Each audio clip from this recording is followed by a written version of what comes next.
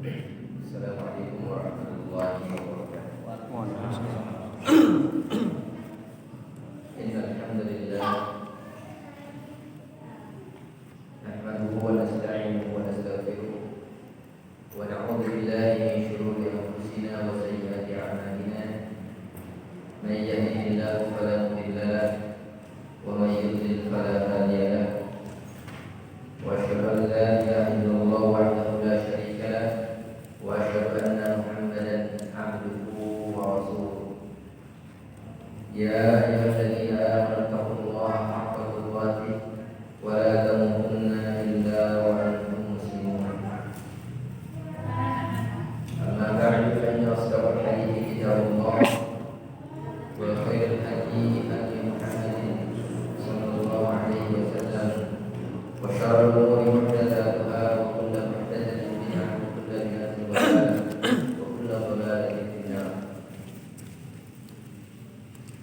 Ikhwan maupun akhwat jamaah Majlis Ta'lim Masjid Al-Ifadiyah rahimani wa rahimakumullah. Alhamdulillah, dengan izin Allah Ta'ala kita diberikan kemudahan untuk bisa hadir berkumpul duduk di majelis ilmu yang mudah-mudahan dengan keikhlasan kita masing-masing menjadi sebuah amal saleh yang diterima Allah Ta'ala. Jemaah sekalian yang dirahmati Allah Ta'ala, insyaallah untuk malam hari ini bagaimana yang sudah ditetapkan oleh panitia kajian bahwa kita akan membahas atau belajar fikih ya. Dan pelajaran fikih yang kita ambil adalah fikih yang sifatnya sederhana. Karena demikianlah para ulama menasihatkan kepada kita dalam tahapan kita belajar diawali dulu dengan yang simpel, singkat, tapi insyaallah wakil. Dan insyaallah Ta'ala mudah-mudahan Allah mudahkan ini serial bersambung mudah-mudahan. Dan fikih yang kita akan pelajari adalah fikihnya mazhab Syafi'i. Karena yang berkembang di masyarakat kita di Malaysia khususnya, fikih yang berkembang adalah fikih mazhab Syafi'i. Maka menurut fatwa dan nasihat para ulama kita juga menasihatkan agar metode dalam belajar ilmu fikih khususnya pelajari fikih sesuai dengan fikih yang berkembang di tempat kita berada.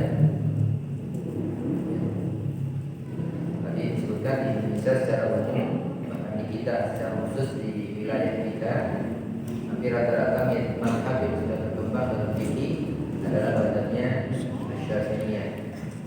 Nanti kita coba menyusuli melalui kitab-kitab para ulama ya, mazhab Syafi'iyah seperti apa sebenarnya pelajaran fikih yang ada dalam mazhab Syafi'iyah tersebut. Ya, kita ingin agar ibadah kita ini benar-benar berdasarkan di atas ilmu ya. Ilmu dari yang bersumber dari kitabullah, yang bersumber dari sunnah atau hadis Rasulullah SAW yang dijelaskan oleh para ulama kita melalui kitab-kitabnya. Termasuk dalam metode fikih pun kita langsung menuju kepada kitab-kitab karya para ulama. Ya, insyaallah.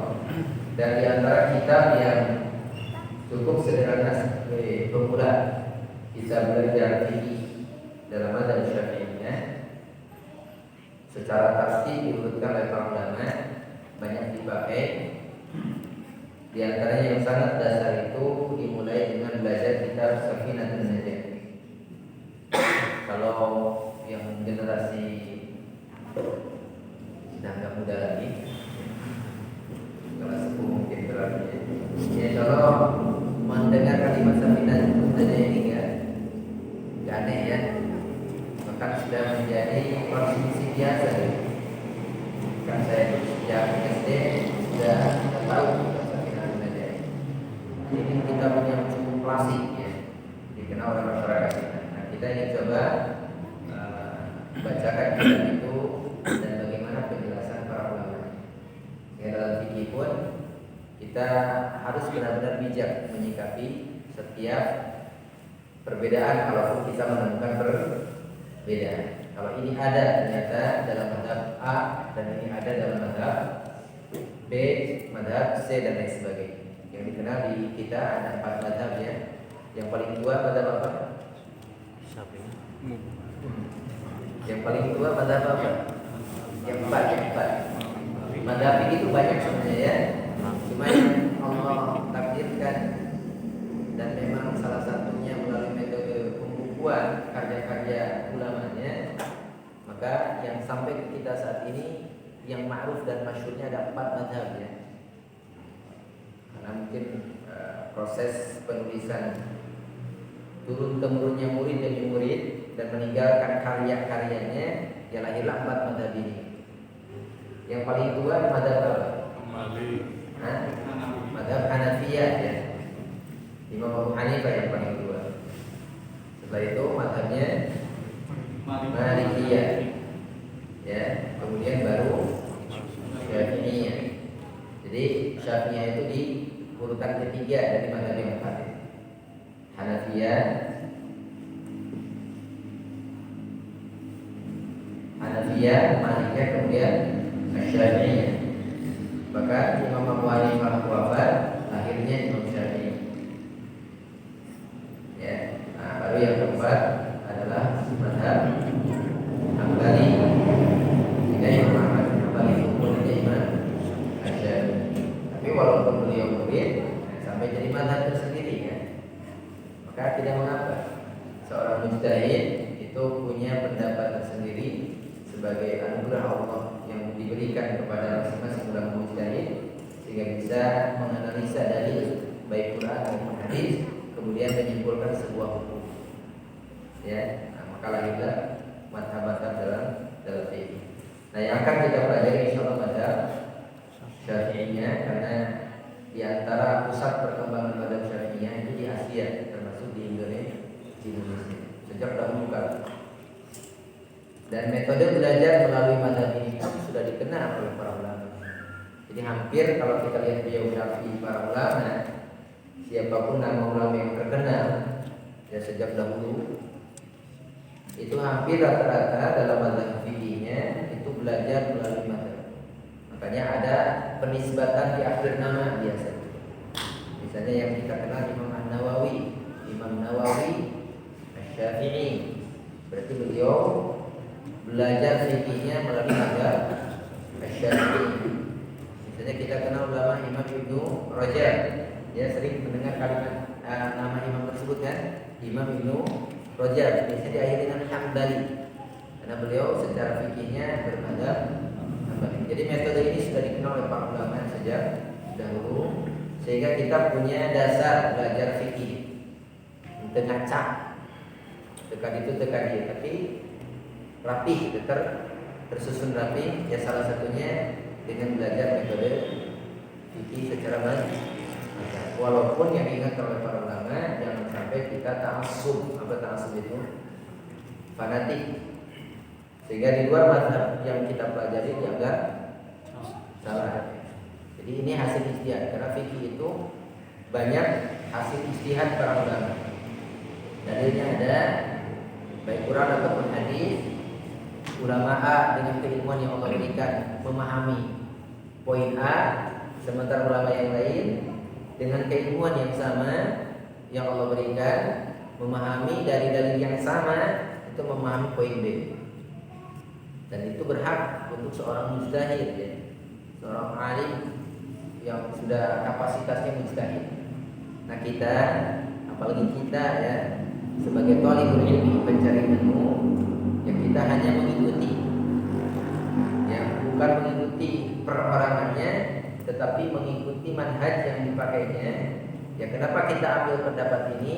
Karena imam ini berdalil dengan ini dan argumentasi yang disampaikan cukup jelas, cukup kuat, ya. Sehingga tidak melahirkan fanatisme, ya. Fanatik. Maka dulu mah ada bahasa ekstrimnya, ya. Ada wanita atau laki-laki bermadzhab Syafi'i misalnya tidak boleh menikah dengan orang yang bermadzhab Hanafi atau Hambali dan sebagainya. Ya, nah itu kan terlalu fanatik. Gak apa-apa kita belajar secara madzhab Syafi'i. Bahkan kata para ulama dinasihatkan kepada kita, jika di kemudian hari ilmu kita semakin bertambah dan mungkin kapasitas ilmu kita naik levelnya, jika di kemudian menemukan apa yang selama ini kita ikuti dalam madzhab Syafi'i ternyata ada pendapat yang lebih kuat secara pendalilan dan itu ada di madzhab yang lain, maka tidak boleh menutup hati untuk menerima pendapat tersebut, untuk menghindari fanatisme. Ya, jadi kita belajar secara madzhab itu untuk memudahkan, karena masalah-masalah fikih itu sangat luas sekali. Ya, jadi kalau kita acak-acakan kitab ini, malah jadi acak-acakan.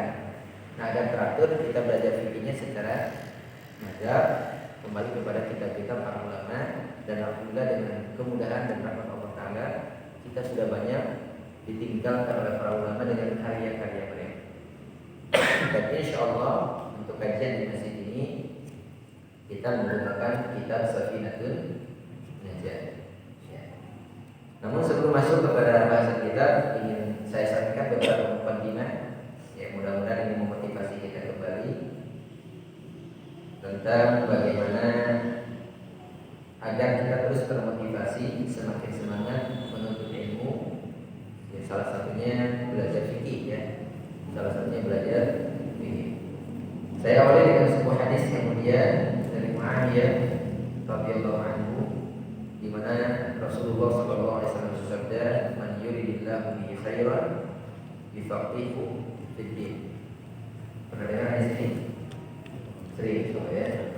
Man yuridillahu bihi khairan, siapa saja yang Allah kehendaki kebaikan pada dirinya, apa cirinya? Yufaqihu fid din, maka Allah akan pahamkan dia dalam urusan agama. Jadi kalau orang itu banyak paham agama, itu pertanda Allah menginginkan kebaikan kepada orang. Sebaliknya berarti kalau orang banyak tidak paham tentang agama, ini sebuah musibah, ya. Sebuah hal yang harus dikhawatirkan. Maka ada sebagian ulama, kalau tidak salah pernah saya baca, Syekh Ibn Baz rahimahullah taala, beliau ketika membacakan dan menerangkan hadis ini, beliau sangat menangis. Saking dalamnya pemahaman beliau. Ya, bagaimana tidak, ciri kebaikan orang itu paham agama. Nah, kalau kita tanya diri kita masing-masing, berapa banyak urusan agama yang kita paham dan berapa banyak yang masih kita tidak paham. Sementara dalam hadis tadi, ciri Allah inginkan kebaikan pada diri seseorang itu Allah pahamkan dalam urusan agama. Nah, maka ini terus memotivasi kita untuk semakin giat belajar, mengkaji, menghadiri majlis ta'lim yang di situ diajarkan agama. Ya, maka semangat kita itu harus lebih diprioritaskan, ya. Kita sebagian banyak sibuk dengan urusan dunia, tapi jangan sampai terlupakan, maka justru jadi prioritas, ya. Jadi sekali lagi hadis yang mulia tadi sebagai pembuka, man yuridillahu bihi khairan yufaqihu fid din. Barang siapa yang Allah kehendaki kebaikan pada dirinya, maka Allah pahamkan agama. Nah, lalu apa kaitannya dengan kalimat atau belajar fikih? Lihat di kalimatnya yufaqihu fid din, ya. Allah fahamkan dia terhadap agama. Nah, salah satu untuk wasilah kita memahami agama, mempelajari cabang fikih. Bahkan di kitab-kitab fikih hampir hadis itu dimuat di awal-awal mukadimah. Ada kalimatnya yufaqihu fid din, Allah fahamkan. Karena fikih itu kepahaman, ya. Yufaqihu fid din. Juga di antara motivasi lainnya, banyak nasihat para ulama baik dari zaman para sahabat ataupun tabi'in. Di antaranya ada sebuah hadis yang mulia ketika ketika Rasulullah SAW bersabda, "Idza marartum bi riyadil jannati farta'u." Kalau kalian melewati riyadul jannah, taman-taman surga, farta'u, maka singgahlah, nikmatilah. Kalau kalian semacam kita kalau lagi perjalanan, kita kan sedang menuju perjalanan ke akhirat. Kita dalam perjalanan menemukan taman-taman indah. Apa yang kita inginkan biasanya? Duduk. Nah, kata Rasul, kalau kalian melewati riyadul jannah, taman-taman surga, Rasul sebutkan taman-taman surga, farta'u, maka nikmatilah, petiklah, raihlah pahala melalui taman-taman surga itu. Qalu, para sahabat bertanya, wa ma riyadul jannah? Apa yang dimaksud dengan riyadul jannah tadi? Taman-taman surga di dunia ini semacam apa? Para sahabat bertanya. Maka qala, kata Rasulullah SAW, sabda, hilabul dzikr, majlis-majlis zikir. Nah, majlis-majlis zikir di antaranya dijelaskan oleh Allah rahimahullah taala. Adzikru yang dimaksudkan, yang disebutkan oleh Rasulullah sebagai taman-taman surga adalah majalisul halal wal haram. Majlis-majlis yang menjelaskan mana yang halal, mana yang haram. Ya seperti di majlis-majlis inilah, ya. Ustaz-ustaz kita menyampaikan lisannya para ulama, menyambung lisan para ulama, menjelaskan ini yang halal dalam agama kita, ini yang haram dalam agama kita. Ini yang wajib, ini yang haram. Ya. Kemudian kata beliau, ini definisi majlis-majlis zikir. Majalisul halal wal haram. Kaifa tashtari, kaifa tabi'. Majlis yang di situ menjelaskan bagaimana kita berjual beli.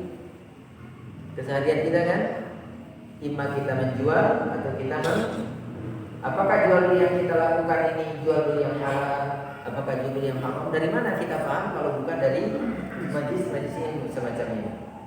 Kemudian kata beliau, ya kaifa tusalli wa tasum. Bagaimana kamu sholat, bagaimana kamu saum, wa tahujj wa tankih, bagaimana melaksanakan ibadah haji, bagaimana kamu nikah, wa tutalliq, bagaimana nanti dalam praktek tolak dan lain sebagainya. Banyak poin-poin yang memang besarnya ada di dalam bahasan fikih. Kita bisa sholat, kita bisa saum. Dalam pernikahan kita paham nikah seperti apa yang benar, ya. Kemudian dalam muamalah harian kita berjual beli bagaimana. Itu semua ada dimuat dalam bahasa fikih.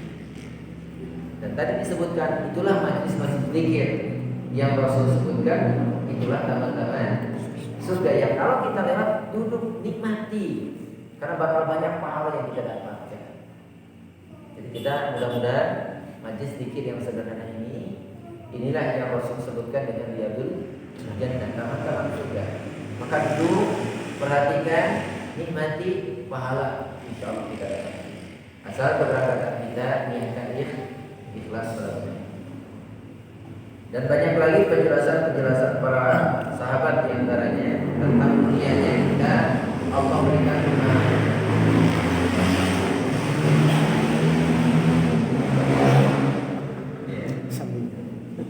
mudah-mudahan tetap jelas suaranya. Umar bin Khattab radhiyallahu anhu pernah berkata, Umar bin Khattab, la mautu alfi abidin qa'imin al-laila sha'imin an-nahar. Sungguh kematian 1000 ahli ibadah, bahkan dia biasa qiyamul lail, bahkan dia biasa shaum di siang harinya. Ahwanu minni, itu lebih ringan, kata Umar, min ahwanu min mautil alimil basir, itu lebih ringan 1000 ahli ibadah. Dia sering sholat malam, dia sering saum, itu lebih ringan dibanding dengan kematian al-alimil basir, seseorang yang berilmu dan benar-benar paham, ya, bihalalillahi ta'ala wa haramihi. Jadi mungkin saja ada orang ahli ibadah, ahli qiyamul lail, ahli shaum tapi nggak paham fikih. Jadi kematian 1000 orang sholat ini kata Umar bin Khattab radhiyallahu anhu itu lebih ringan dibanding kematian seorang alim tapi basir, benar-benar paham tentang hukum-hukum yang Allah halalkan dan hukum yang Allah haramkan. Ini menunjukkan bahwa ketika kita mempelajari sebuah ilmu, apa saja ilmunya, sampai kepada tahapan kita paham kalau ini halal dan ini haram, itu anugerah terindah. Jadi ulama ini naos kada benten tekanya sekedar hadir rumpul, naon cenah jiping ngaji kupingnya terima duduk dengerin udah, besok mau gimana lagi ya terserah saya. Masuk ke masjid dibahas tentang jual beli yang haram, tapi keluar dari majlis esok hari berangkat ke pasar tetap lagi praktek ya.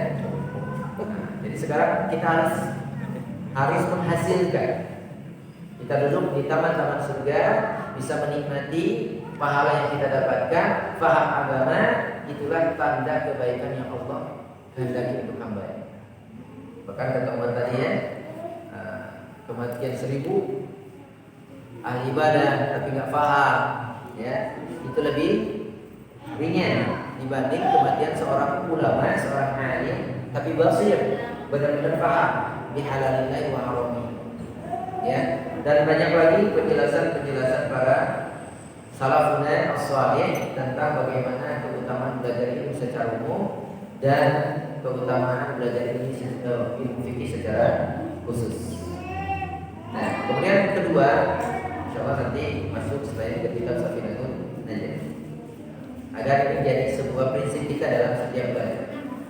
Nah, ketika kita mengetahui keutamaan belajar ilmu demikian agungnya, termasuk belajar fikih secara khusus bagaimana agungnya, namun ada catatan yang perlu kita senantiasa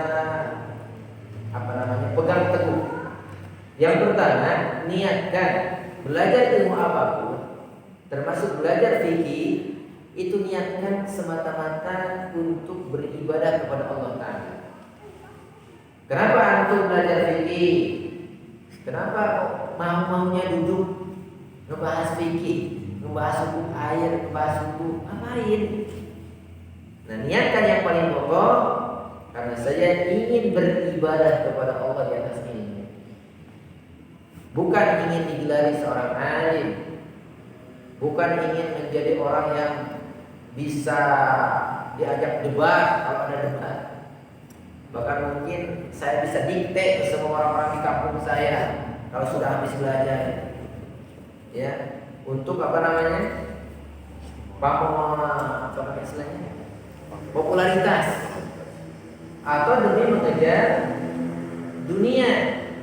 Ya, ingin saya nanti kalau sudah paham kan jadi ustaz, mau kesana kesini ya, saya dapat ini dapat itu. Untuk tujuan apa? Dunia. Maka dengarkan sabda Rasulullah Sallallahu Alaihi Wasallam. Kalau ada orang yang setiap menuntut ilmu itu tujuannya imam untuk popularitas atau untuk mengejar dunia, maka sabda Rasulullah Sallallahu Alaihi Wasallam dalam sebuah hadis yang sahih, man ta'allama ilman, barang siapa yang belajar sebuah ilmu, mimma yubtagha bihi wajhullahi ta'ala, ilmu itu yang seharusnya dicari untuk mencari wajah Allah, ini keikhlasan. Tetapi dia la yata'allumu, sementara dia tidak mempelajari ilmu tersebut illa liyusiba bi 'aradan min dunya, kecuali tujuannya untuk mendapatkan dunia. Lam yajid 'arfal jannati yaumal qiyamah, maka orang tersebut terancam, apa ancamannya? Tidak akan mendapatkan baunya surga. Jadi boro-boro masuk mencium baunya saja enggak. Salah di mananya? Di niat. Ditegaskan kata Rasul, ilmu itu cari yubtagha bihi wajhullah, cari untuk bisa melihat wajah Allah, keikhlasan. Tapi malah seseorang tersebut mencarinya untuk tujuan dunia, maka ancaman Rasul, orang tersebut terancam tidak akan pernah mencium baunya surga. tapi nggak dapat surga. Padahal tadi kata Rasul, majlis-majlis ilmu itu adalah tamu-tamu surga. Berarti apa nih? Nah, niat itu sesuatu yang memang tolak ukurnya kan Allah Maha tahu dan orang tersebut gitu. Ya, walaupun lisannya mengatakan saya ikhlas, tapi Allah Maha tahu yang tersembunyi. Ya, maka ini kembali kepada kita masing-masing. Saya, antum yang menyimak siapapun kita, di mana saja kita hadir di sebuah majlis, kitab yang kita baca, mendengarkan ceramah, jangan sampai terlintas perkara dunia dengan belajar tersebut. Karena ancamannya cukup ngeri ya. Kita tidak akan mencium baunya surga. Atau dalam bahasa yang lain Rasul juga bersabda, "Man talabal ilma liyumariya bihi sufaha wa yukadzibu bihi ulama aw yasrif wujuhan nas ilaihi falyatabawwa maq'adahu minan nar." Nah, ini lebih jelas. Orang yang belajar ilmu tujuannya agar ya bahasa tadi orang-orangnya biar dia bisa berdebat dengan orang-orang yang dianggapnya di bawah dia, atau ingin ya pamer gitu ya. Pokoknya bukan tujuan yang semestinya. Bukan tujuan agar dia semakin dekat dengan Allah, bukan tujuan agar dia bisa beribadah di atas ilmu, tapi semata-mata ingin popularitas sebut saja, ingin bisa debat, maka bisa menyalahkan orang dengan mudahnya, ya, mendikte orang. Maka apa kata Rasulullah SAW? Atau ingin semua orang menghargainya, ya, dipuji-puji orang-orang. Dia suka wujuhan nas lain, agar semua orang tuh memandang dia. Yang tadinya mungkin orang biasa sekarang dipandang luar biasa karena sudah belajar. Itu yang tertanam di benaknya ketika belajar. Maka kata Rasulullah SAW, maka persiapkan dia mendapatkan tempatnya di neraka. Ya, sudah diancamkan begitu. Ini kembali kepada ini. Maka setelah kita tahu bagaimana keutamaan mencari ilmu secara umum, belajar fikih secara khusus tadi, maka hal yang paling penting kita niat yang lurus. Niatkan agar setiap kita belajar itu agar kita semakin dekat dengan Allah Ta'ala, agar kita bisa beribadah kepada Allah Ta'ala di atas ilmu yang kita pelajari. Yang kedua, selain niat tersebut, nah, sekarang setelah kita paham, maka tadi sudah disampaikan di awal, prioritaskan waktu kita belajar. Ya. Jadi bahasanya, insya Allah saya ngaji kalau sempat. Sekarang mah saya akan sempatkan ngaji. Ya. Mau ngaji tidak? Insya Allah kalau anak ada peluang. Sekarang prinsipnya harus gimana? Saya akan sengaja, saya akan meluangkan waktu untuk belajar. Kalau kita ingin Allah menginginkan kebaikan pada diri kita, kita ingin mendapatkan surga, kita ingin menikmati taman-taman surga. Jadi niatkan sepanjang hidup kita selama hayat kita beribadah, niatkan bahwa kita tetap akan meluangkan waktu. Ya, bukan jika ada waktu luang, tapi kita akan meluangkan waktu, bahkan memprioritaskan waktu setiap waktu-waktu yang kita lalui untuk belajar agama. Apa saja agamanya, mau fikihnya, mau akidahnya, ya, mau apa saja, ada yang Rasul ajarkan, semuanya. Jadi ketika ada majlis-majlis yang di situ diajarkan hukum-hukum Allah, halal, haram, jual beli yang halal yang haram, majlis-majlis riba sekarang ya. Nah, justru kita semakin tertarik untuk mengetahui. Tapi bukan hanya sekedar ingin tahu, ya, bukan ingin sekedar tahu, tapi benar-benar kita praktekkan. Ya. Mudah-mudahan ini sebagai motivasi di awal, ya, bagaimana pentingnya kita terus belajar dan niat yang lurus ketika kita. Jemaah sekalian yang Allah Ta'ala, insyaallah kita akan masuk ke dalam bahasa kitab Safinatul Najah. Ya, nanti kita bantu melalui papan tulis. Saya sampaikan dulu melalui bacaan kitab. Pertama kita kenali dulu kitab Safinatul Najah. Minimal, ya, ketika kita bubar taklim bubar ngaji ini, kalau ditanya orang sekampung, maksudnya orang yang sama-sama sekampung, ya bukan orang sekampung, atau orang di rumah. Sekarang yang hadir suami istrinya nggak hadir, atau yang datang istri suaminya nggak hadir. Ditanya ngaji apa kamu tadi, minimal nama kitabnya tahu, ya, pengarangnya tahu, bab-babnya tahu, rincian masalahnya kalau pengen lebih jelas ikut aja ngaji. Tapi paling tidak yang besar-besar itu tahu. Jangan sampai tadi ngaji apa nggak tahu. Ya, nah sekarang ini mukadimah saya sampaikan. Kitab yang akan kita pelajari matan Safinatun Najah. Safinatun Najah pada lengkapnya Safinatun Najah Fima yajibu alal abdi di maula. Kalau lebih lengkapnya Safinatun Najah Fima yajibu alal abdi di maula. Kalau diterjemahkan Safinatun Najah itu perahu keselamatan. Sehingga tujuannya muallif atau penyusun kitab ini menamakan kitabnya Safinatun Najah, biar orang yang belajar ilmu ini jadi paham bagaimana dia sholat, bagaimana dia bersuci, dan itulah salah satu wasilah menuju keselamatan. Sehingga dinamakan kitabnya Safinatun Najah. Kita sedang berada di perahu, ya, perahu berlayar menuju tempat. Kita juga sedang melakukan perjalanan. Nah, namanya di laut itu kan ada ombak, ada banyak yang mengancam. Nah, tapi kalau dia paham bagaimana dia selamat itu, ya, bagaimana ketika di perahu atau kalau tenggelam bagaimana, tahu tata caranya, insya Allah dia selamat. Ya, nelayan yang pandai pun, ya, nakoda yang pandai pun paham cuaca seperti apa, ya, berlayar seperti apa, paham, sehingga selamat dari izin Allah Ta'ala. Nah, kita mengalami kehidupan pun untuk selamat di kehidupan dunia dan keselamatan di kehidupan akhirat, salah satunya kan dalam menjalankan kita kepada kewajiban-kewajiban kita terhadap Allah Ta'ala. Salat, shaum, zakat, semuanya dibahas di mana? Di fikih. Ya, rukun Islam yang 5 itu semuanya bahasan fikih. Hanya syahadat yang banyak ditekankan di dalam bahasan akidah. Sehingga begitulah kira-kira muallif atau penyusun itu kenapa beliau menamai Safinatun Najah. Fima yajibu 'alal 'abdi, menjelaskan tentang hal-hal yang wajib bagi seorang hamba limaulah untuk Tuhannya, untuk Allah Ta'ala.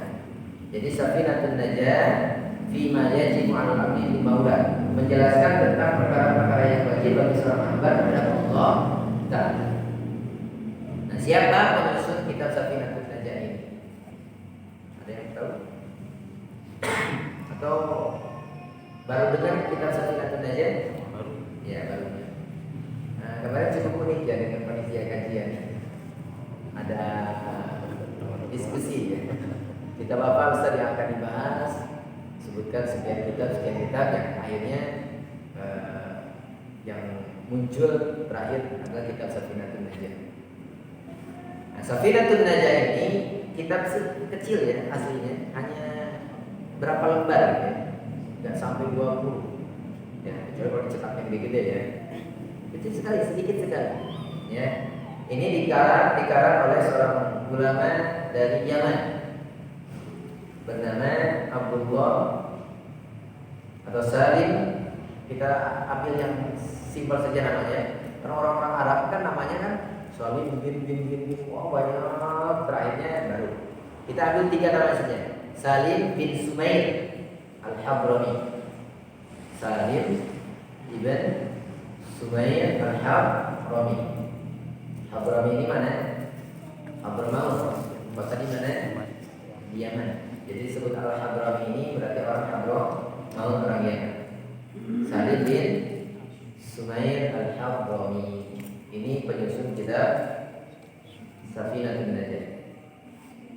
Tahun lahirnya memang tidak banyak yang menyebutkan kapan beliau dilahirkan. Ya, ini kitab yang saya pegang pun tidak disebutkan kapan beliau lahirnya, tahun berapanya tidak disebutkan. Cuma tahun wafatnya hampir rata-rata menyebutkan. Beliau wafat, itulah kesulitan sejarah ya. Kesulitan sejarah itu di sini. Sehingga belajar sejarah itu harus benar-benar melalui fakta dan data yang otentik ya. Agak sulit belajar sejarah. Nah, di beberapa kitab memang tidak disebutkan kapan beliau lahir karena itu sulit menentukan ya. Nah, yang disebutkan tahun wafat beliau. Nah, disebutkan dalam kitab yang saya pegang Imanar Muda Syarah Safinatun Najah bahwa wafatnya beliau tahun 1271 Hijriah. 1271 Hijriah atau kalau dikonversikan sekitar 1855 Masehi. Sekarang 2020 ya. Sudah berapa ratus tahun? Ya. Kalau sampai 2000 saja 150 ya, 20. Jadi 100 tahun lebih beliau wafat, tapi ilmunya alhamdulillah sampai kepada kita. Jadi nama beliau masih disebut. Itulah yang disebutkan panjang umur itu di situ. Para ulama itu Allah panjangkan usianya. Jadi sudah sekian ratus tahun beliau wafat, tapi di saat ini baru beberapa menit yang lalu nama beliau disebutkan kembali. Bahkan semua kita mendoakan rahimahullah, rahimahullah. Satu lisan mengucapkan rahimahullah. Berapa ribu lisan di waktu yang sama bisa jadi. Ya, di Indonesia berapa majlis yang membahas ini. Nama beliau disebut. Semuanya mendoakan rahimahullah. Masyaallah ya. Itulah kenapa para ulama dahulu lebih memprioritaskan isi waktunya menghabiskan untuk mengarang kitab. Karena beliau tahu itulah umur keduanya. Setelah beliau wafat, semua ya karya-karya itu dikaji, maka jariah bagi beliau. Itulah umur beliau, sehingga para ulama menghabiskan waktunya untuk menyusun kitab. Salim bin Sumair Al-Hadrami wafat 1271 Hijriah dan disebutkan ternyata wafatnya di sini fi Batawa min biladi Jawa, di Betawi. Betawi itu di mana? Di Indonesia. Jadi beliau wafat di Indonesia. Makanya di Indonesia ini dari sejak dulu kitab ini penyusunnya masih di kita di Indonesia. Nah, di antara keberkahan ilmu ini banyak ulama setelah beliau yang mensyarah. Banyak para ulama yang mensyarah. Apa mensyarah itu? Menjelaskan, baik menjelaskan kata per kata atau menjelaskan secara umum maksud dari penjelasan ilmu ini. Nah, termasuk ulama besar Indonesia, walaupun beliau tinggalnya di Mekah, cuma kelahiran Indonesia, yaitu siapa? Al-Imam An-Nawawi Al-Bantani yang sering kita dengar. Bukan Imam Nawawi Riyadhus Shalihin ya, itu beda lagi. Imam An-Nawawi Al-Bantani, Imam beliau lahir di Banten, dikenal juga Al-Jawi, turunan Jawa. Walaupun dia Al-Makki karena tinggal di Mekah, tapi turunan Indonesia. Nah, beliau termasuk yang mensyarah dan kitabnya banyak dipakai di dunia. Ya, An-Nawawi Al-Bantani. Nama kitabnya Kashifatus Sajjad. Saya punya tapi file ya. belum ditakdirkan untuk bagi kita. Insyaallah mudah-mudahan ke depan. Kashifatus Sajjad Safinatun Najah. Karya Al-Imam An-Nawawi Al-Bantani. Juga yang cukup populer kitab syarah yang banyak dipakai oleh ulama-ulama kita, para ajengan kita adalah kitab Nailur Roja. Ini yang saya pegang. Nailur Roja Syarah Safinatun Najah. Karya Syekh Ahmad bin Umar Asy-Syafiri. Karya Syekh Ahmad bin Umar Asy-Syafiri rahimahullah taala. Ya, minimal itu saja. Nama kitabnya Safinatun Najah. Di beberapa majlis seperti di Ciamis, jamaah difasilitasi kitab ya, difasilitasi kitab pegang matanya, bukan syarahnya. Kalau syarah bakal tebal. Ada matanya, itu ada yang ya sudah diterjemahkan, ada yang masih murni bahasa Arab. Ya, nah, kalau DKM ini memandang perlu jamaah pemegang Kitab, jadi seperti kita ngalogat kitab ya. Jadi kata per kata yang kita baca nanti kita jelaskan menurut penjelasan para ulama. Tapi untuk mukadimah ini minimal memahami mukadimah. Nanti saya tuliskan di papan tulis sebagai kesimpulan terakhirnya. Mungkin mengejar tulisan agak repot dan ada yang bingung tulis apa. Ya. Cuma Bismillah, hari apa, Ustaz siapa, mesinnya kosong. Karena bingung yang ditulis apa. Dan insya Allah tadi saya minta siapkan papan tulis. Yang kedua, apa isi Safinatun Najah? Apakah sama dengan kitab-kitab fikih secara umum? Nah, di antara yang menjadi ciri Safinatun Najah, sini tadi disebutkan Safinatun Najah ini kitab yang sangat tipis. Karena beliau penyusun kitab ini hanya membahas seperempat dari seluruh bahasan fikih. Berarti nutilu para partner kemana? Beliau memang tidak sesuaikan karena tujuan beliau ini memberikan pelajaran fikih dasar bagi pemula. Dan beliau lebih khususkan kepada seperempat bagian bahasan fikih. Berarti ada 4 pokok bahasan fikih. Jadi lamun ditaros naon wae dikaji dalam fikih sur masalah namanya ngalamun digolbalkeun aya obat. Nah, Safinatun Najah hanya seperempatnya saja. Hanya seperempat pertamanya saja. Yaitu khusus membahas bab ibadah saja. Maka isinya bersuci karena nanti akan menjadi mukadimah salat. Setelah salat nanti bab shaum. Nanti juga ada zakat, nanti juga ada haji. Hanya itu. Jadi nggak ada jual beli, nggak ada jihad, nggak ada bab nikah, nggak ada. Jadi di Safinatun Najah ini hanya seperempat bab seluruh bab fikih. Nah, mungkin nutilu para patli namanya Ustaz. Nah, nanti di papan tulis saya tuliskan ya. Jadi secara global bahasan-bahasan fikih itu di 4 kategori.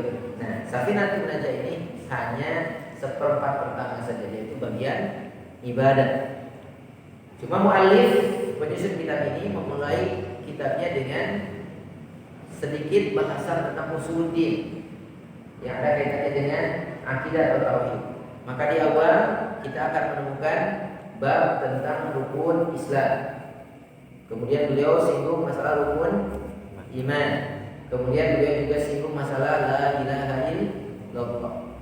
Cuma karena kita majlisnya sekarang insyaallah majlisnya majlis fikih, maka mungkin kita tidak akan singgung secara lebar tentang rukun Islam, rukun iman dan la ilaha illallah. Insyaallah nanti ada bahasan tersendiri dalam akidah.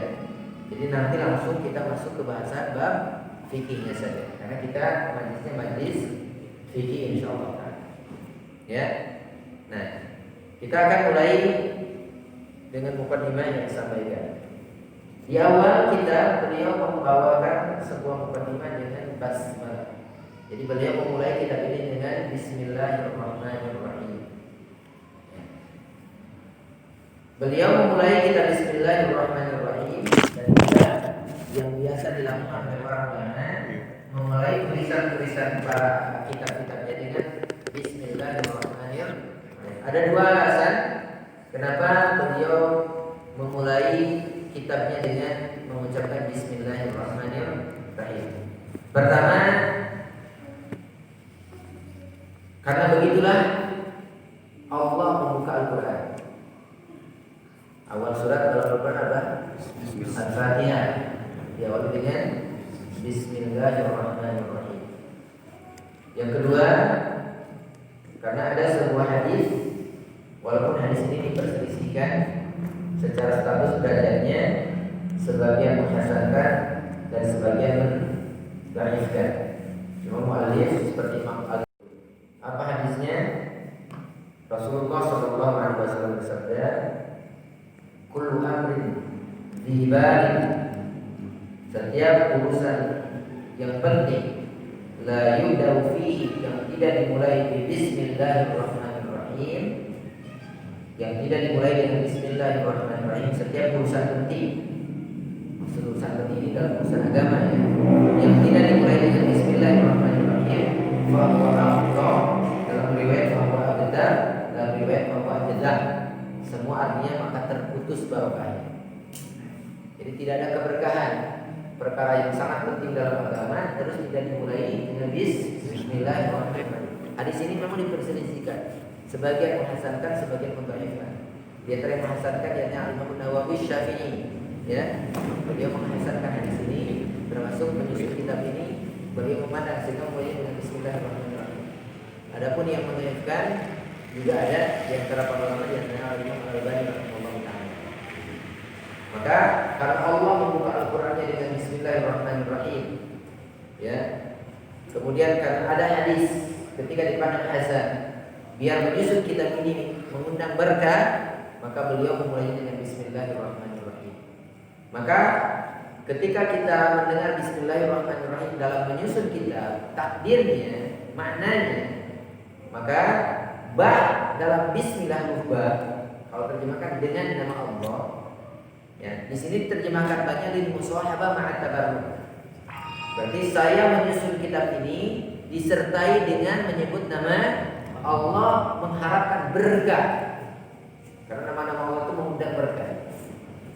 Ya, itu kan bisa buktikan yang sederhana saja. Makanan bisa halal, hewan, ya.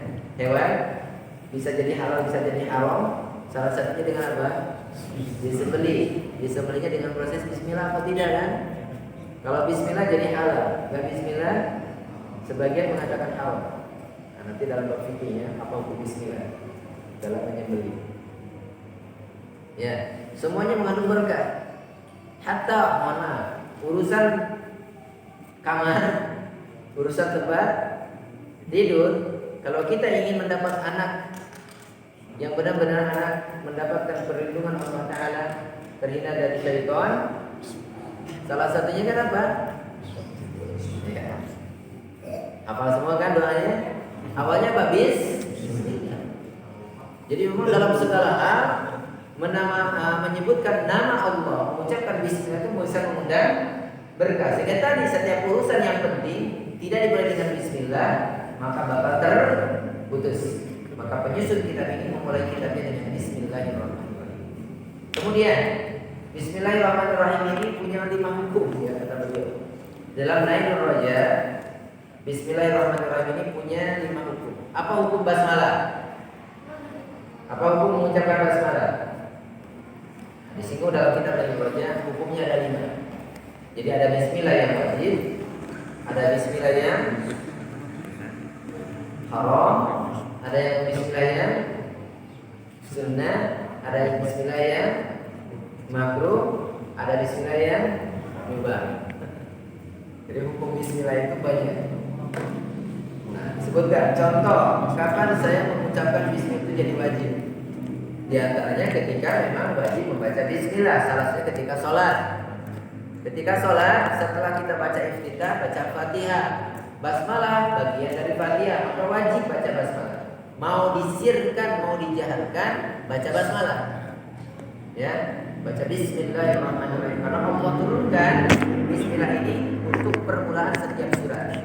Maka membaca bismillah karena fatihah itu wajib, hukum bismillah wajib salah satunya dalam sholat. Yang kedua ada bismillah yang haram. Nah, dicontohkan oleh para ulama, bismillah yang haram itu ketika mengucapkan bismillah untuk mengerjakan sesuatu yang haram secara zatnya. Mau minum khamar bismillah. Ya. Mau berzina.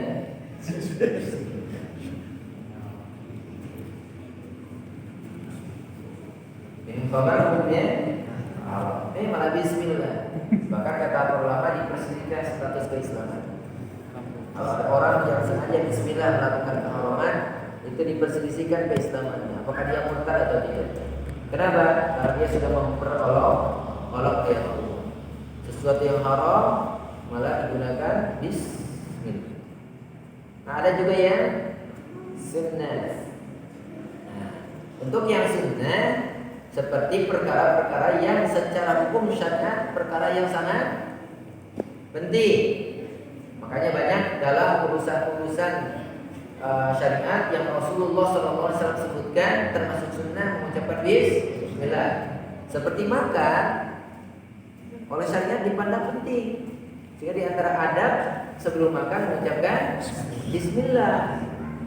Menyembelih, nah, sebagian ulama mengatakan wajib, sebagian ada yang mengatakan sunnah, nanti akan ketemu dalam bahasan. Itu bismillah.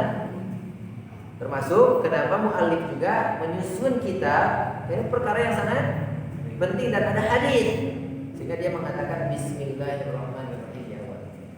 Jadi perkara-perkara yang sangat penting dalam urusan agama itu termasuk sunnah.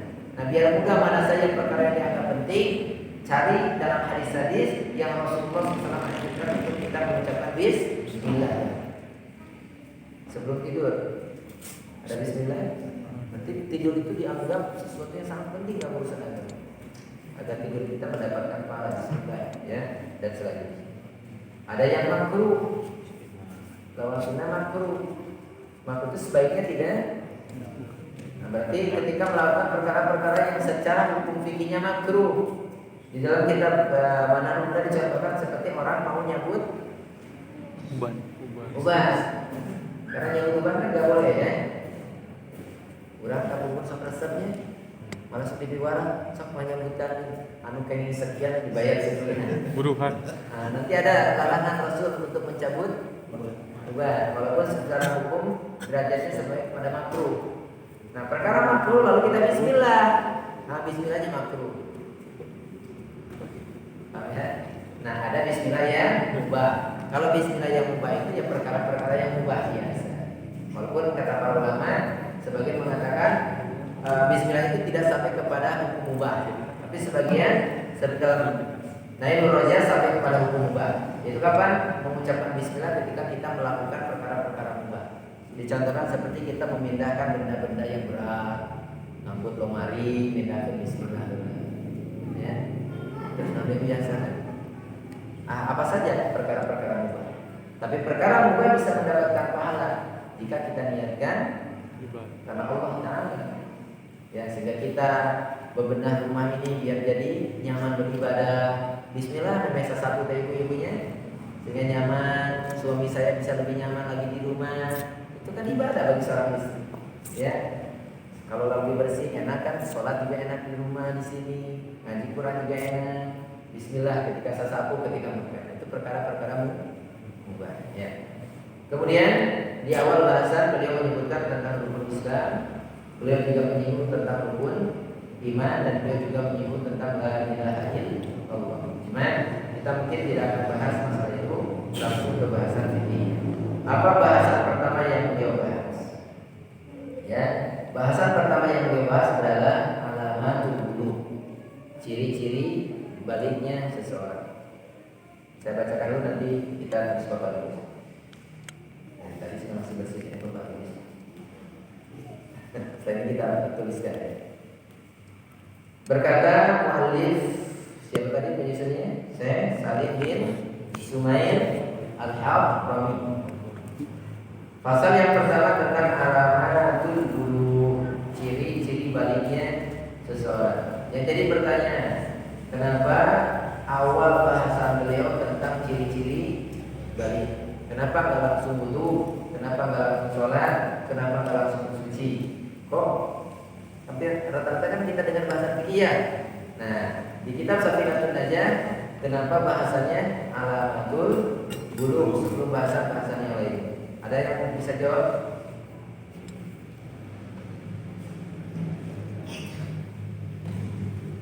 Ada yang bisa jawab? Sulit. Karena yang wajib ibadah Ayo. Allah menciptakan kita agar kita beribadah. Nah, kewajiban ibadah itu dua. Jadi terkait dengan dua hal. Kewajiban beribadah itu terkait dengan dua hal. Satu, berakal. Maka tidak ada kewajiban ibadah bagi orang yang tidak berakal. Yang kedua, selain berakal harus sampai usia balik. Jadi sebelum bahas kewajiban sholat, sebelum bahas kewajiban A, B, C dan C-nya, maka kapan kewajiban itu menjadi wajib bagi seseorang? Ya, satu dia berakal. Yang kedua dia balik. Nah, kapan saya disebut balik?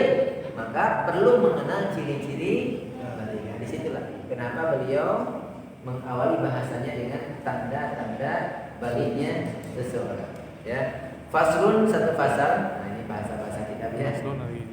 Supaya apa mau diharuskannya? Faslun aku dah lepas di alun.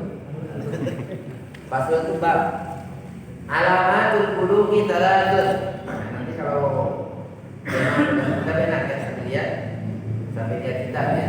Atau ada yang sudah bawa kitab? Nah, insya ada ya. Ini bukan bahasa pertama, karena bahasa pertama tadi arkanul Islam, arkanul iman. Nah, cuma kebaca nggak tulisan kecil ya? Bisa jelas. Atau kalau perlu siapkan proyektor kalau nggak ada buku, saya siapkan nanti di proyektor. Dan silakanlah Pak Tasir ya, mau buku, insya Allah bersedekah untuk masjid dan digunakan untuk ini. Atau kepentingan nanti pakai proyektor kita biar fokus gitu ya apa bahasanya. Karena di antara kita tidak semua sama dan tangkap. Alamatul bulugi talatun, ciri-ciri baliknya seseorang itu talatun ada 3 perkara. Pertama, tamamu khamsa asyrata sanatan fid dzakari wal untha. Tamamu khamsa asyrata sanatan fid dzakari wal untha, sempurnanya usia 15 tahun baik laki-laki maupun perempuan. Genapnya usia 15 tahun fid dzakari bagi kaum laki-laki wal untha dan perempuan. Jadi kalau laki-laki sudah umurnya 15 tahun dan perempuan juga usianya sudah 15 tahun, itu tanda dia sudah masuk ke usia balik. Nanti penjelasannya bagaimana. Yang kedua, walihtilamu, dan mimpi basah. Mimpi basah itu bukan mimpi mandi ya, bukan mimpi majaih. Mimpi basah, paham ya? Makanya maksudnya mimpi basah itu keluar air mani. Salah satunya melalui mimpi. Mimpi pembanjir bukan. Mimpi basah itu mimpi yang sampai keluar air mani. Fid dzakari, baik kaum laki-laki walaupun ataupun perempuan. Litis isinina, ketika mencapai usia 9 tahun. Jadi biasa orang mengalami mimpi basah itu, laki atau perempuan mengalami mimpi basah itu biasanya di usia 9 tahun. Kemudian yang terakhir, yang ketiga apa? Yang ketiga apa? Wal haidu fil untha. Yang ketiga adalah haid fil untha, hanya di kaum wanita. Ada yang harus bapak-bapak harus haid? Tidak haid Pak. Jadi walaupun tidak disebut fil untha, jelas insyaallah ya. Tapi ditegaskan fil untha di kaum perempuan litis sinina karena usia 9 tahun. Kenapa disebutkan litis di sini? Nanti dijelaskan insyaallah. Sekali lagi, alamatul bulugi salatun, ciri-ciri baliknya seseorang salatun ada 3 perkara. Pertama apa? Sempurnanya umur. Yang pertama adalah genap usia 15 tahun. Yang kedua itu 15 dan perempuan. Yang kedua keluar dari mani, baik melalui mimpi ataupun tidak. Itu pun dialami laki-laki dan perempuan. Dan yang ketiganya adalah haid yang khusus oleh kaum perempuan. Nah, tadi ada tambahan, keluar air mani ketika usia 9 tahun dan haid pun di usia 9 tahun. Nah, saya tuliskan di bawah ini. Nah, ini nggak nyampe.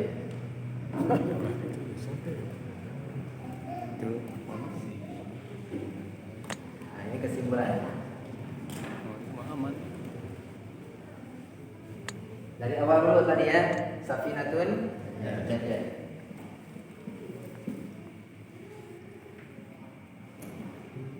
Siapa pengarangnya?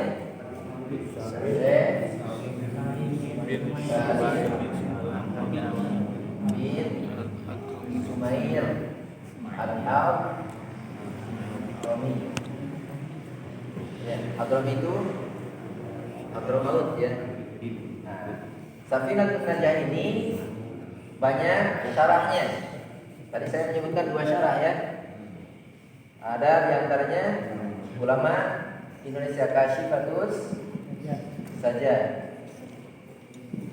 Kasyifatus Saja ini karya Imam Nawawi tapi Al-Bantani. Al-Jawi atau Al-Bantani. Nah, kata lain ya, insya Allah berarti kekengingan ngawas ya. Di antara yang kedua adalah Nailur Roja. Ini syarah ya. Nailur Roja. Karya siapa? Ahmad Syekh ya. Syekh Ahmad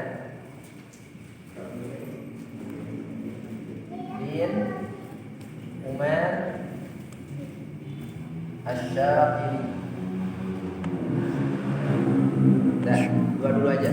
Banyak sekali ya kalau disebutkan satu persatu. Nah, Safinatun Najah ini apa bahasannya tadi? Hanya 1/4 dari 4 bahasan pokok. Nah, ini bahasannya.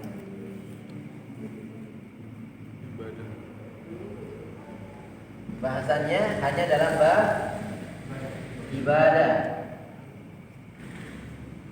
Walaupun diawali dengan rukun Islam dulu, ini sekilas, kemudian rukun iman, kemudian makna la ilaha illallah. Nah, baru bab ibadah di sini. Dari mulai toharo, sholat, zakat dan selanjutnya. Ini bahasan Safinatun Najah. Tadi mungkin ada pertanyaan. Kalau ibadah itu hanya 1/4, apa 3/4 lainnya? Nah, maka saya tambahkan di sini. Berarti bab yang ini pertama ya. Ini bab bahasan fikih. Judulnya ya. Ini yang pertama. Yang kedua apa kira-kira? Muamalah. Muamalah itu seperti jual beli. Ya, makanya tadi kan termasuk majelis zikir itu bagaimana kita berjual beli. Itu dibahas dalam bab muamalah. Ya, termasuk sewa menyewa. Itu bab muamalah. Cocok tanam, ya ada yang biasa sewakan tanah, ditanami siapa, bagi hasil, itu bab muamalah. Jadi bahasanya banyak. Seperti bab ibadah kan banyak bahasanya. Ada sholat, ada zakat, ada puasa, ada bersuci, ada haji ya. Kemudian ada ya tahar dan muamalah. Kemudian bab bahasan yang ketiganya ada yang disebut dengan fikih usrah ya. Fikih usrah. Usrah itu apa? Fikih keluarga. Dari mulai pra nikah, kemudian di masa-masa nikah, kemudian setelah menikah. Apa diantaranya? Sebelum nikah, masalah tunangan, masalah ini ya dibahas. Siapa calon yang boleh dinikahi atau yang tidak boleh dinikahi, ya. Kan tadi majlis zikir kata Allah rahimahullah taala bagaimana nikah. Setelah masuk ke dunia pernikahan, nah, hak suami istri di situ ya. Kapan suami boleh menjimai, kapan tidak boleh menjimai, ya. Nanti perempuan sudah ada masa hamil, banyak hukum-hukum hamil, nifas, banyak di sini. Bab tentang surat. Ada ta'adud di antaranya nanti ya. Bahasanya bagaimana? Terus fikih usrah banyak. Ya, bab menyusui, bab ini, bab itu banyak sekali. Bahkan kalau nanti satu di antara suami meninggal, sebelum meninggal terjadi masalah perceraian, ada bahasan tolak. Bagaimana tolak itu diatur oleh agama. Ditakdirkan langgeng kematian memisahkan keduanya, ya. Nah, suami atau istri yang meninggal, mungkin suami meninggalkan harta, ada bagian waris. Itu bahas di sini fikih usrah. Banyak sekali bahasa fikih usrah ini. Ya. Dan selanjutnya, nah yang keempat dalam bahasanya bab jinayah. Jinayah itu hukum perdata, kriminal dan apa ya bahasa kitanya? Kriminal, kejahatan dan hukumannya. jinayah. Maka ada bahasan tentang pencurian. Ya, kapan orang itu disebut mencuri? Kadar mencuri yang harus dipotong tangan. Ada lagi bentuk kejahatannya perzinahan. Apa hukumnya dalam syariat Islam? Kita belajar syariat Islam. Ya, apakah dicampur atau harus dirajam? Itu dibahas. Ada lagi khamar, meminum khamar. Apa hukuman Islam secara syariat khamar? Itu semuanya dibahas di mana? Jinayah. Ada pembunuhan, ada penculikan. Di sini di semua. Adakah bahasan hukumnya? Semuanya ada hukum-hukumnya. Dibahas dalam bahasan fikih. Nah, 4 bab inilah yang menjadi 4 pokok bahasan fikih. Jadi sekian banyak judul-judul fikih kalau dikembalikan menjadi 4 ya. Nah, Safinah Najah itu hanya 1/4 bersamanya. Karena ditujukan untuk para pemula atau memang muallif Allah Ta'ala hanya sempatnya sampai di sini aja. Ya, nah nanti dilanjut dengan Goyah wa Takrib misalnya ya. Nah, kalau Goyah wa Takrib hampir seluruh bahasan fikih dibahas. Sudah? Nah, kemudian bahasan pertama tadi Safinah Najah ini kita masuk ke bab apa? Ciri-ciri baligh. Alasan kenapa tadi ciri baligh didahulukan tadi ya?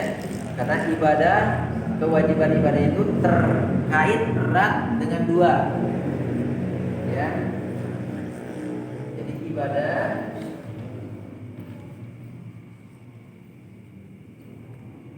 terkait dengan 2 hal.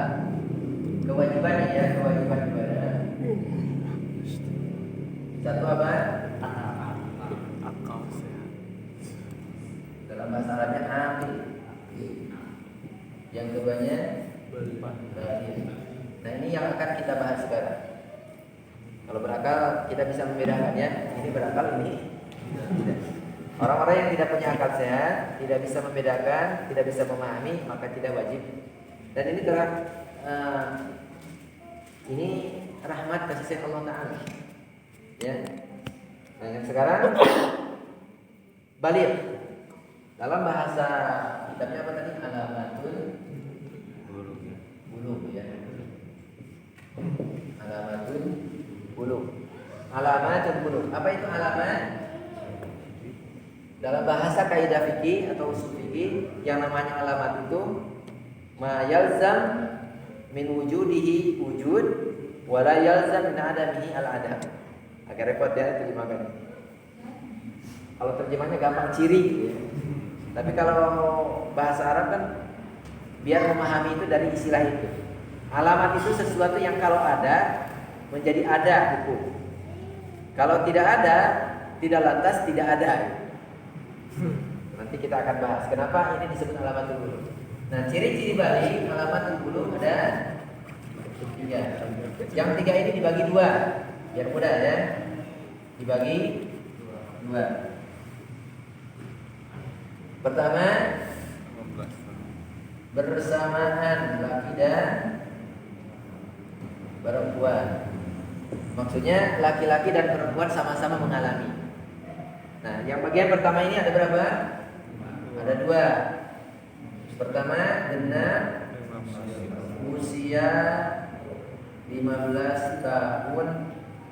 Nah, ini yang perlu saya sampaikan dalam penjelasan para ulama Syafi'iyah. 15 tahunnya bagaimana? Wah, perhatikan. Dari sekarang kita harus bisa memberikan tanggal kelahiran itu Hijriah, ya. Ini pentingnya. 15 tahun yang dimaksud Hijriah. Dan pas hitungannya. Pusing apa enggak? Saya jelaskan. Misalnya saya contohkan pada Asril. Tapi saya kira enggak akan ingat tahun Hijriah lainnya. Seseorang saja lahir sekarang tanggal 20, misalnya biar mudah ya. 20 Rabiul Akhir 1440 Hijriah misalnya kita mudah. Berarti 15 tahunnya kapan? 1455. Oke, 1455. Nah, cuma jangan dilihat tahun ininya. Berarti ininya harus Rabiul Akhir, ini pun harus tanggal 20. Plus jam berapa? Sampai segitu.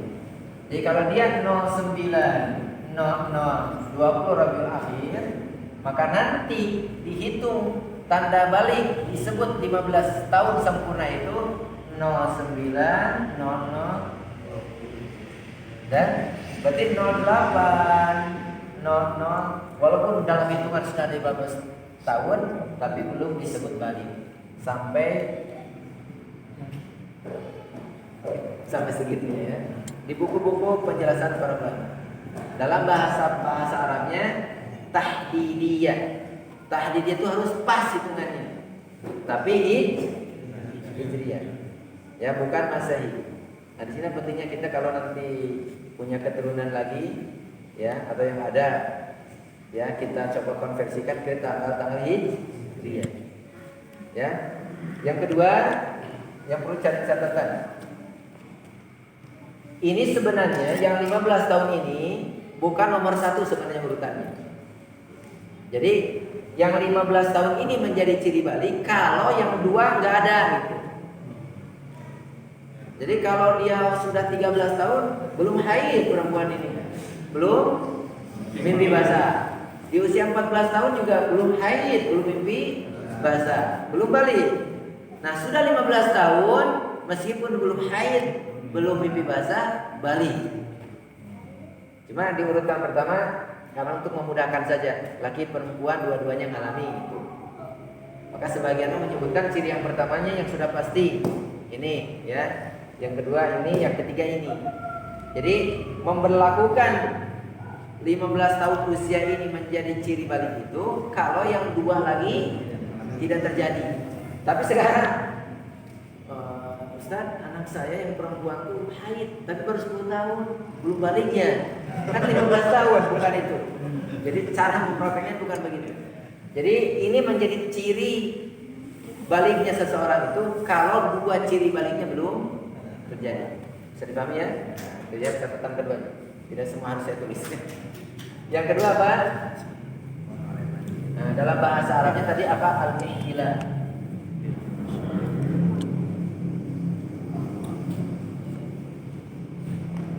Al-ihtilal. Al-ihtilam itu kalau kita bahasakan mimpi basah. Tapi yang disebut maksudnya adalah keluar air mani. Meskipun bukan dalam kondisi tidur. Ya, ada orang ya sekarang kan sudah bukan hal yang aneh ya. Orang-orang mengeluarkan air mani walaupun dengan cara yang haram misalnya ya. Nah, cuma kenapa di sini disebutkan al-ihtilam litis isinin? Usia 9 tahun. Karena begini, memang secara dalil nas ayat atau hadis memang tidak dijumpai penentuan usia 9 tahun. Cuma Imam Syafi'i salah satunya menyebutkan beliau menemukan di antara wanita yang paling lebih awal, lebih dini ya, lebih dini keluar air mani itu wanita-wanita Tuhaman. Tuhaman itu sebuah daerah di Madinah. Rata-rata mereka mengalami mimpi itu di usia 9 tahun. Jadi bahasannya, makanya dalam ulama Syafi'iyah mimpi atau keluar air mani sebelum usia 9 tahun itu tidak dianggap ciri balik. Ini dialami laki dan perempuan. Nah, yang ketiga apa? Al-haidu. Afwan. Kelompok kedua berarti usus perempuan. Awas, ini khusus perempuan. Berarti yang 2 ini enggak? Atau perempuan jadi 3? Nah, kalau perempuan mah 3-3-nya. Kalau laki-laki hanya 2. Jadi awas, jangan dipahami khusus perempuan. Ya, Dia sudah 15 tahun, dia juga keluar air mani, ya. Saya mah belum balik Ustaz, kenapa? Belum keluar. Haid kan perempuan mah hanya, nah, awas ya, bukan hanya maksudnya berarti cuma ini. Jadi ini tambahan bahwa ciri balik yang ketiga ini khusus dialaminya oleh perempuan, yaitu haid. Nah, kalau haid ini 9 tahun Hijriyah. Kalau ini kan harus pas. Kalau ini asal gini. Dalam bahasa Arab dulu ya, takribiyah. Apa takrib itu ya? Takrib itu qorib apa? Nah, jadi 9 tahun walaupun kurang sedikit. Kalau ini kan harus pas. Jadi kalau misalnya 9 tahun asal, kurangnya tidak separuh bulan gitu ya. Jadi 1 sampai 15 hari ini masih dikategorikan. Jadi 9 tahun kurang 10 hari, 9 tahun kurang 12 hari. Makanya dalam mazhab Syafi'iyah, kalau ada wanita anak kecil baru 8 tahun misalnya keluar darah dari kemaluannya, itu tidak disebut darah haid. Itu istihadah. Kenapa? Memang tidak ada dalil secara khusus, tetapi memang penemuan-penemuan yang terjadi bahwa wanita baru mengalami haid itu ketika usia 9 tahun. Maka kalau keluar darah sebelum usia 9 tahun itu tidak dianggap haid. Ya, atau 9 tahun kurang tapi terlalu jauh kurangnya. 9 tahun kurang 25 hari, nah itu mah belum masuk kepada 9 tahun. Tapi kalau kurangnya sedikit, 1 hari atau sampai 15 hari, itu masih dikategorikan masuk ke 9 tahun. Tapi kalau yang ini harus 15 tahun pas. Sebenarnya kalau dilihat kepada syarah-syarah para ulama, ini masing-masing ada dalilnya. Cuma di dalam kitab Safinatun Najah, karena hanya dasar saja, tidak menyinggung dulu masalah apa? Dalil ya. Baik dalil secara nas hadis atau ayat ataupun penemuan-penemuan yang ditemukan oleh para ulama. Seperti tadi kenapa menentukan 9 tahun ya. Demikian sejelas apa yang tadi kita bacakan dalam kitab. Beginilah kalau digambarkan dalam catatan. Wallahu ta'ala. Ini ke belakang nyampe nggak tadi suara? Mudah-mudahan ya sampai.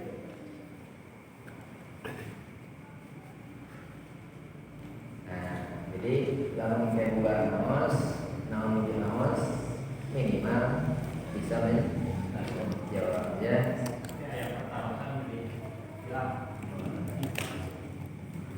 bahwa tanda-tanda seseorang dikatakan dalam itu pertama masalah umur 15 tahun, kedua masalah tanda-tanda.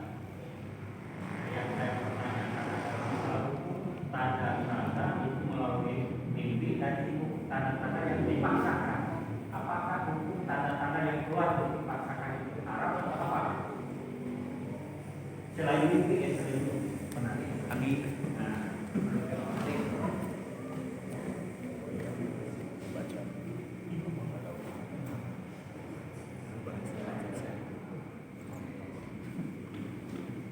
Jadi yang dimaksud poin kedua bahwa al-ihtilam yang dimaksud adalah keluar air mani. Dalam bahasa ulama yang lainnya, keluar air mani itu baik dalam keadaan sadar atau baik dalam keadaan.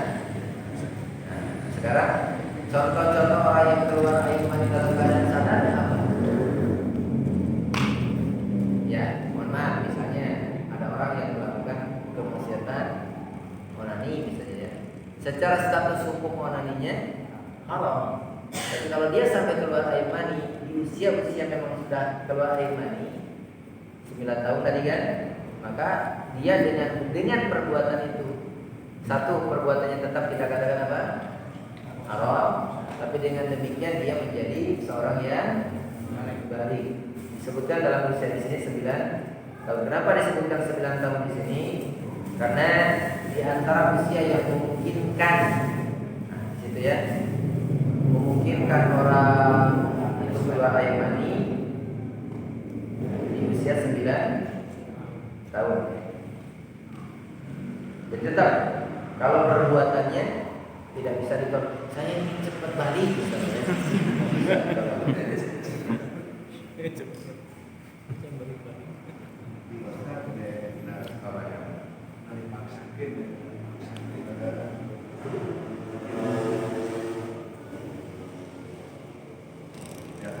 Maka mana? Itu ledakan berkaitan masalah balik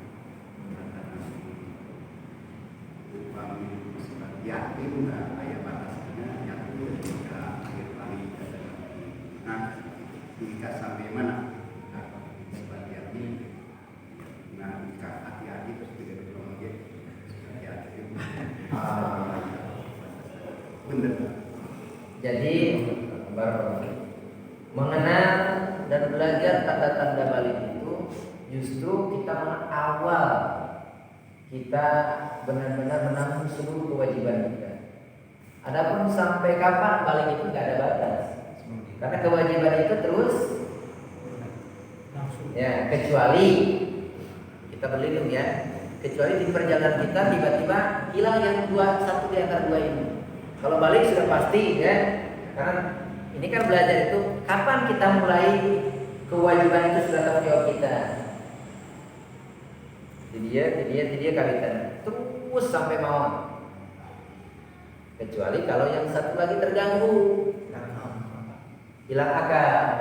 Maka selama dia hilang akal, nggak punya kewajiban sholat, nggak punya kewajiban, tapi dia balik. Cuma kenapa nggak sholat sah? Akalnya hilang. Makanya kewajiban kita itu tetap buat. Nah, pikun kalau sampai dia nggak ingat dan nggak paham sholat, bebas ya, masih. Jadi kalau bahasa yang ditanyakan sampai kapan balik itu selesainya, ya wallahualam nih.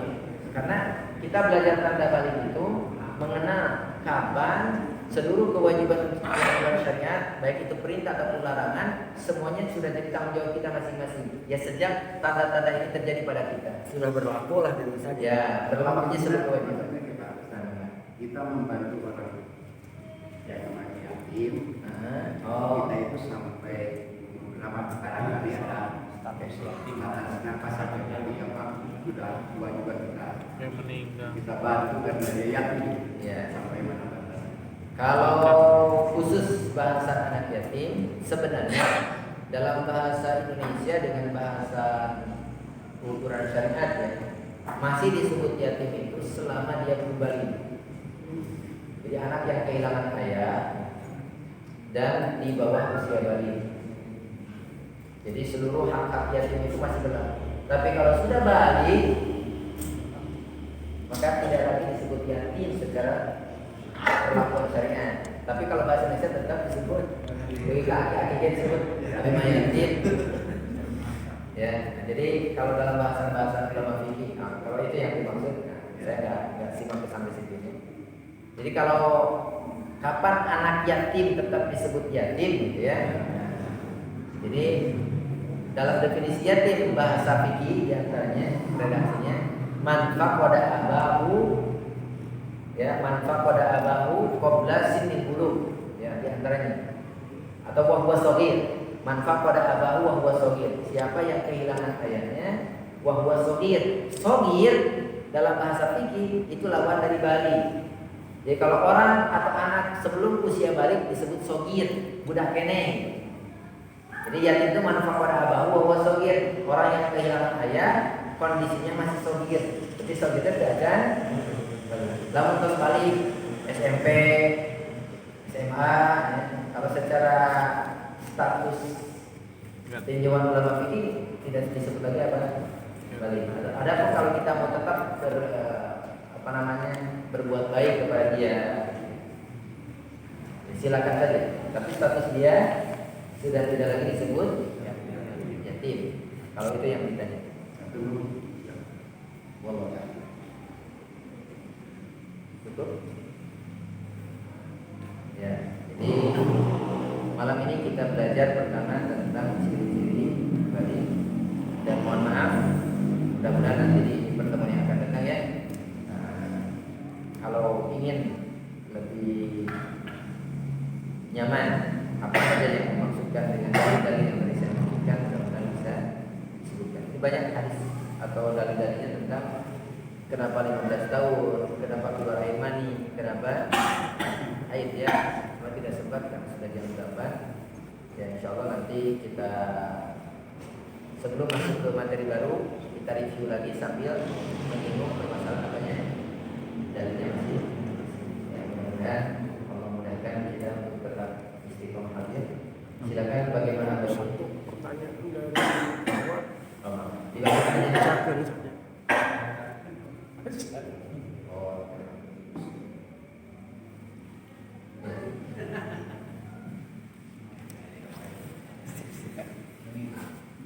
Assalamualaikum warahmatullahi wabarakatuh. Mengenai sholat yang tidak ada iftirasnya seperti subuh,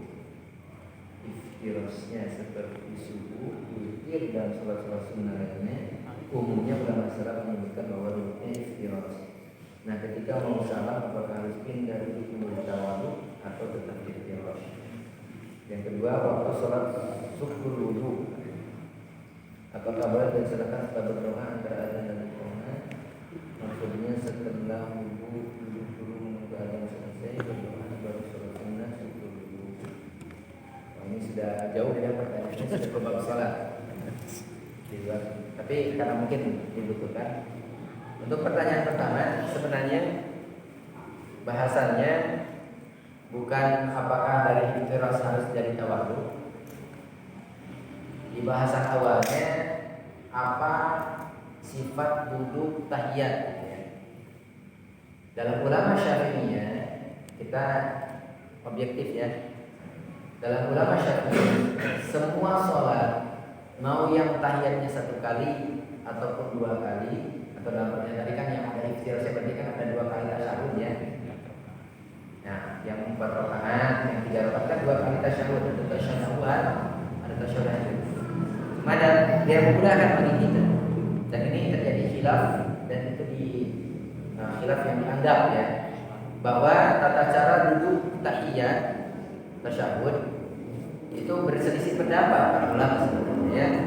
Cuma kalau kita jujur kepada mazhab Syafi'iyah, patokannya mudah. Semua sholat,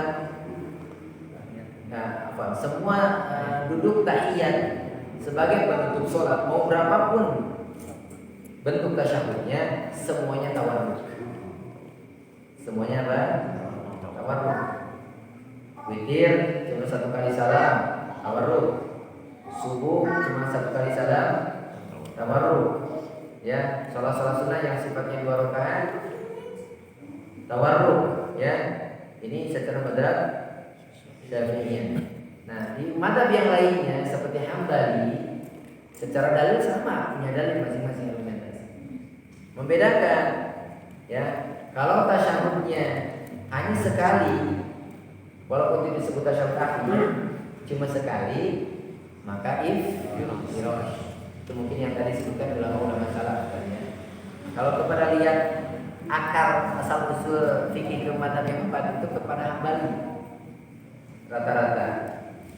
Nah, kalau yang 2 kali tasyahudnya seperti sholat 3 rakaat atau sholat 4 rakaat, tasyahud awalnya iftiras, tasyahud akhirnya tawarruk. Maka pertanyaannya, apakah ketika saya iftiras kemudian tiba-tiba mau salam jadi tawarruk? Enggak dari situ. Kita ambil prinsipnya. Kita ambil dari awalnya Syafi'iyah seperti tawarruk, mau sholat apa saja. Pokoknya tanda tasyahud itu salam berikutnya itu tawarruk. Tapi kalau setelah tasyahud berdiri lagi iftiras. Patokannya begitu. Sehingga kalau baca alasannya di antaranya yang mudah ya. Kunaon dina Syafi'iyah man iftiras lamun bade ngadei, kunaon lamun bade salam tawarruk. Bahasanya ini bahasa mudah gitu ya. Senang lamun ayeuna tawarruk terus cekat hese nanggung. Tapi lamun pada cekat iftiras babari. Nu kadua, tos salam biasa hoyong yang punya hoyong deureuh, hoyong calit teh gitu kan. dan posisi yang lebih tepat tawarruk. Ya, karena iftiros mah pasti mun tawarruk teh salam terobah-robah deui nyaman. Terus sampai segitunya. Kalau ada sekali. Ada apa? Oh enggak, nah, itu mah hanya alasan ya. Hanya alasan membedakan kenapa lebih tepat iftiros di tasyahud awal atau dan tawarruk di tasyahud akhir atau tasyahud walaupun sekali tapi salam setelah. Itu salah satu hikmah di antaranya. Bukan dalil ya. Nah, yang kedua apa tadi? Tentang sholat setelah wudu. Karena di antara sunnah kesempurnaan wudu ada sholat sunnah 2 rakaat setelah. Dan sholat sunnah 2 rakaat setelah wudu ini termasuk sholat sunnah sabab. Jadi kapan saja boleh dilakukan. Termasuk di waktu-waktu terlarang sholat. Jadi kalau bapak-bapak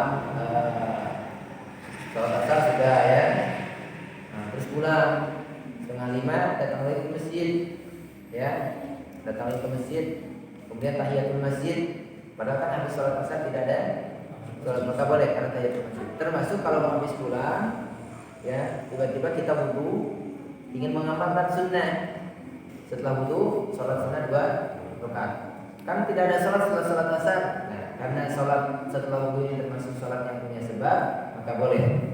Nah, tadi mungkin pertanyaannya antara kita melaksanakan sholat setelah wudu dengan mendengar adzan dan iqamah. Kalau dua ibadah itu bisa kita laksanakan dua-duanya, kenapa tidak? Misalnya setelah wudu kita selesaikan dulu adzan dan iqamah, kita dengar adzan dan iqamah, adzan ya. Setelah itu kita sholat sunnah wudu. Nah, bagaimana dengan qabliyah? Kalau sama-sama sunnah, jadi sholat sunnah setelah wudu itu yang penting ada sholat sunnah setelahnya. Maka qabliyah pun bisa kita niatkan sebelum wudu. Ya. Jadi kalau yang dimaksudkan pertanyaan semacam ini. Jadi, nah, saya datang lagi adzan kan? Jadi kan sudah masuk waktu, ada qabliyah kan? Setelah wudu, saya masuk ke masjid. Ada tahiyatul masjid, ada qabliyah, maka boleh 1 kali sholat. Karena semuanya sama. Jadi tahiyatul masjid itu sama, yang penting ada sholat ketika masuk masjid. Maka kalau sudah sholat berjamaah ini, yang kita sholat ikut itu juga sudah masuk tahiyatul masjid. Jadi jangan menyendiri dulu pojok. Lah kenapa? Tahiyatul masjid dulu. Baru masuknya enggak. Ya, karena tahiyatul masjid itu intinya ketika kita masuk masjid ada sholat. Maka bisa tahiyatul masjid, bisa diniatkan wudu, bisa diniatkan qabliyah. Ini kalau memang dempet waktu. Tapi kalau waktu masing-masing dari bahasa, silakan masing-masing dengan sendirinya. Jadi habis wudu belum ada, niat ini dulu di rumah misalnya. Datang ke masjid belum ada, tahiyatul masjid. Datang muadzin ada qabliyah, berarti 3-tiganya dilaksanakan. Tapi kalau satu waktu, ya datang ke masjid baru wudu, masuk ke masjid tahiyatul masjid, jiwa qabliyah boleh. Sementara itu dari sholat nanti ada bahasa dalam sifat sholat ya. Yang benarnya dari Allah Taala, yang keliru dan salahnya itu silakan saya pribadi sebagai hamba yang ini. Mudah-mudahan bukakan terus ya, ilmu yang bermanfaat untuk kita. Kita berjumpa kembali bulan depan berarti ya. Di pekan pertama kedua. Nanti kita diskusikan saja ya, karena mungkin menyesuaikan jadwal kita. Di antara kedua dan pertama ya, karena mungkin harus menyesuaikan. Ya, subhanallah wa bihamdihi, asyhadu an la ilaha illa anta, wassalamu alaikum warahmatullahi wabarakatuh.